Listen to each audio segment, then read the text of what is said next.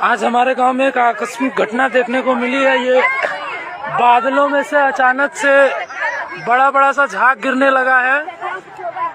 अब आसमान से ये पता नहीं क्या गिर रहा है और गांव में जगह जगह, एक जगह यहाँ है, कुछ जगह देखिए वहाँ पे लोग खड़े हैं, वहाँ पर भी गिर रहा है और आसमान से भी ये जैसे बारिश के जैसे टपक रहा है।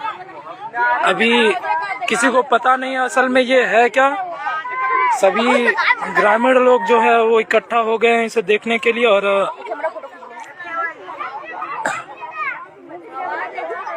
ये जो भी चीज है उसमें झाग काफी मात्रा में है और ये काफी ठंडा भी लग रहा है हाथ में। और